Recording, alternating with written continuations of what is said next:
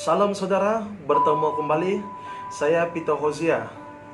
Saya bersyukur kepada Tuhan atas kasih dan anugerahnya.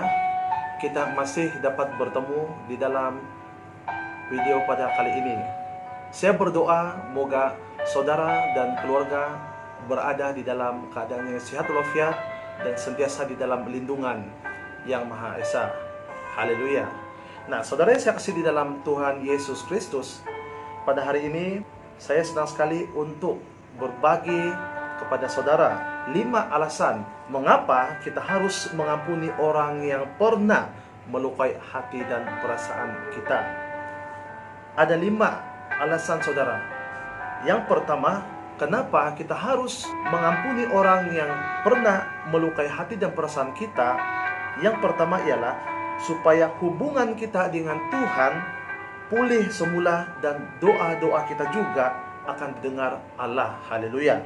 Firman Tuhan ini kita lihat di dalam Yesaya 59 ayat 1 hingga 2 dan juga di dalam Markus pasal 11 ayat 25 hingga 26. Yang kedua saudara, mengapa kita harus mengampuni orang yang pernah melukakan kita saudara? Yang kedua ialah karena persembahan kita akan diterima oleh Allah. Perkara ini kita boleh lihat di dalam Matius 5 ayat 23 hingga 24. Haleluya.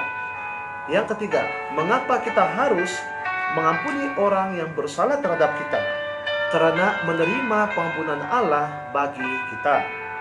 Kita dapat lihat di dalam Matius 6 ayat 14 dan juga di dalam Kolose 3 ayat 13. Yang keempat, saudara, mengapa kita harus mengampuni orang-orang yang melupakan hati dan perasaan kita? Yang keempat, supaya hidup kita akan lebih indah. Yang kelima, saudara, alasan mengapa kita harus mengampuni orang yang pernah melupakan hati kita ialah mengampuni adalah baik untuk kesehatan karena kita akan merasa lebih tenang. Haleluya. Nah, saudara yang saya kasih di dalam Tuhan Yesus Kristus, kita sebagai orang percaya haruslah mengasihi dan mengampuni orang terdekat kita. Siapapun yang menyakiti hatimu, kita harus mengampuninya. Firman Tuhan di dalam Matius 6 ayat 15 berkata, "Tetapi jikalau kamu tidak mengampuni orang, Bapakmu juga tidak akan mengampuni kesalahanmu." Demikian tadi saudara, 5 alasan mengapa kita harus mengampuni orang-orang yang pernah melukakan hati dan perasaan kita. Saya berdoa supaya Anda tetap kuat di dalam Tuhan. Saudara, janganlah biarkan hidup kita terbeban karena tidak mengampuni orang lain. Lepaskanlah pengampunan supaya hatimu bebas daripada segala kepahitan yang boleh menghambat pertumbuhan rohanimu.